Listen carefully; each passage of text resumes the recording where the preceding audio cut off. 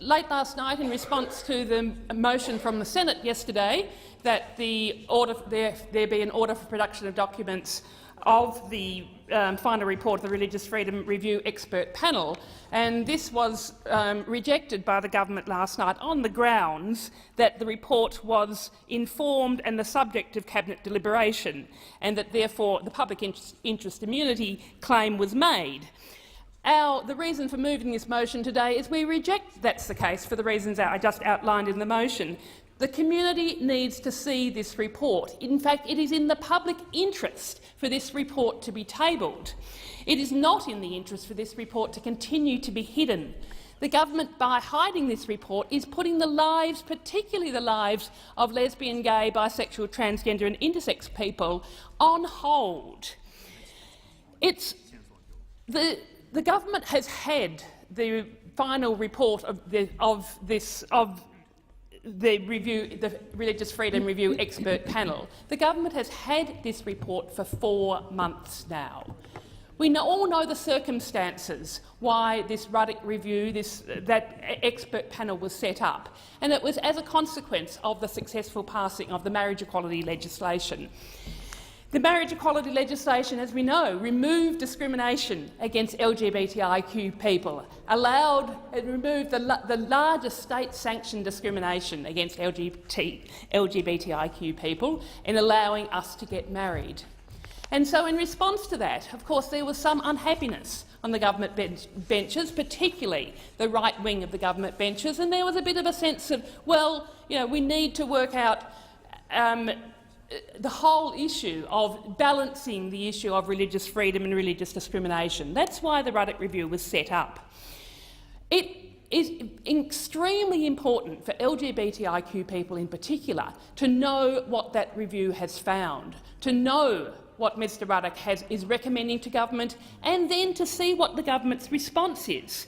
Because this review and the government's response to it has potential huge impacts on the lives of LGBTIQ people. And they are at the moment being kept in the dark. They are being left in the lurch. We do not know whether the Ruddock Review is recommending further discriminations against LGBTIQ people, further discriminations that would allow schools, hospitals, aged care centres, florists, bakers to further discriminate against LGBTIQ people. And the reason why it is now so important that the Australian people know this is because of the comments of Prime Minister Morrison in recent weeks, where he has indicated that he in fact wants to further discriminate against LGBTIQ people. He wants to wind back some of our anti-discrimination laws which protect LGBTIQ people from discrimination. It is extremely important that lesbian, gay, bisexual, transgender and intersex people know to what extent the recommendations from Philip Ruddock and to what extent the Prime Minister is planning to further discriminate against them.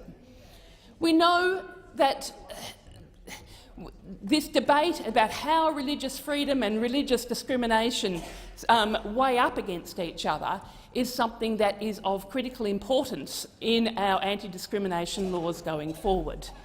In our Senate inquiry into marriage equality last year, there was universal recognition that we need to protect religion as a protected attribute. So, of course, everybody should have the right to hold a religion and to express their religion. But there is a great deal of debate about where then, if manifesting their religion impacts upon other people, how that should be managed. I mean, the Greens' position is that we need to have a Charter of Rights so that we can balance the people's right to have a religion versus people's right to not be discriminated against.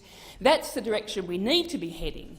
And they're the discussions that the community need to be having. If we had that Charter of Rights discussion, we could be moving forward. And we are hopeful that the Ruddock Review, in fact, may provide some information that would work out where the community debate should go. But in order to provide that information, we need to see the report. We do not need to be kept in the dark. We need to let that report to see the light of day. It has been 4 months now that the government has had that report. Why isn't it releasing it now? When we talk about whether it should be released now, I mean, we have been told that to expect it, quite soon, for a number of months now. But when one has to ask, what is the government hiding? And there are questions of the fact that we have a by-election in Wentworth coming up in a month's time. And the debate has been, well, the government's not going to release the Ruddock Review before the Wentworth by-election, because we know that the people of Wentworth, in fact, are very strong supporters of LGBTIQ rights. And so one could actually sort of surmise that maybe the government's keeping this report in secret because they actually don't want the people of Wentworth to realise what their true agenda is. And the true agenda is further discrimination against LGBTI people in the name of religious freedom. That's what you could actually surmise. That's sort of the ulterior motive of keeping this report hidden. If they weren't planning on doing this, well, why not release the report? Why not release it so we can see what Mr Ruddock has recommended? And why not then respond to it and actually put all of this people's concerns and lay their fears to rest? And that, I really want to go to the point of the importance of seeing this Ruddock Review, because there is a lot of fear in the community. LGBTI people across the community are worried. They are concerned. They know that, yes, having achieved marriage equality, it was a big step forward, but they are very fearful that their rights are going to be wound back. And it's not just a theoretical thing that they are worried about, it's people's actual lives. It's people who are employed as teachers in faith-based schools who are fearful of no longer having jobs. It's people who are employed in aged care centres, people who are employed in hospitals who are fearful of not getting jobs because of their sexuality or their gender identity, or fearful that they would lose their jobs because of that. Again, the Greens would like to see our laws strengthened so that there is more, so that people are more protected from discrimination.